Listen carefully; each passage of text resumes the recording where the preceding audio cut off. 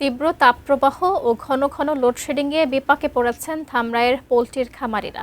এই অবস্থা চলতে থাকলে ডিম সরবরাহে সংকট দেখা দিতে পারে বলে আশঙ্কা করছেন সংশ্লিষ্টরা। এ বিষয়ে বিস্তারিত জানাতে ধামরাই থেকে সরাসরি যুক্ত হচ্ছেন প্রতিনিধি মনোয়ার হোসেন রুবেল। রুবেল, এই যে বিদ্যুৎ বিভ্রাট, এ নিয়ে খামারিরা কি বলছে এবং এর বিকল্প হিসেবে তারা কি ভাবছে একটু জানাবেন। ধন্যবাদ শাকিলা। আমি এই মুহূর্তে রয়েছি ধামরাইয়ের গাঙ্গুটি ইউনিয়নের হাতকুড়া গ্রামের একটি খামারে।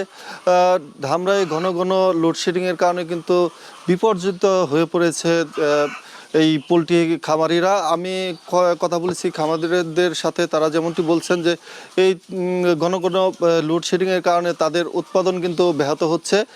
আমি একটু কথা বলতে চাই, আমার সাথে খামারি রয়েছেন।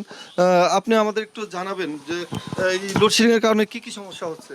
আসলে ভয়াবহ লোডশেডিংয়ের কারণে আমাদের ডিম উৎপাদন কমে যাচ্ছে এবং লাইট নেই, বিদ্যুৎ নেই।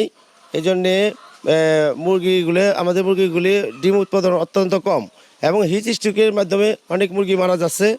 এই অবস্থা থেকে আমি সরকারের কাছে আবেদন জানাই যে বিদ্যুতের লোডশেডিংটা যাতে সহনীয় পর্যায়ে থাকে।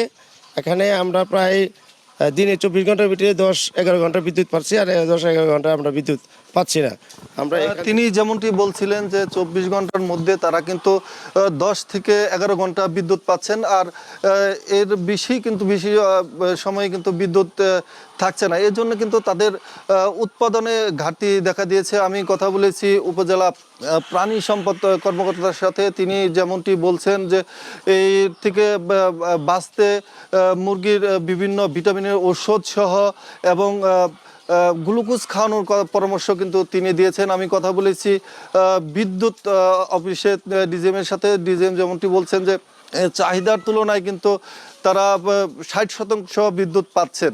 এই বিদ্যুৎ সরবরাহ কম থাকায় কিন্তু তাদের বাধ্যগতভাবে লোডশেডিং দিতে হচ্ছে বলে জানিয়েছেন। এই ছিল ধামরাই থেকে আমার কাছে সর্বশেষ। শাকিলা।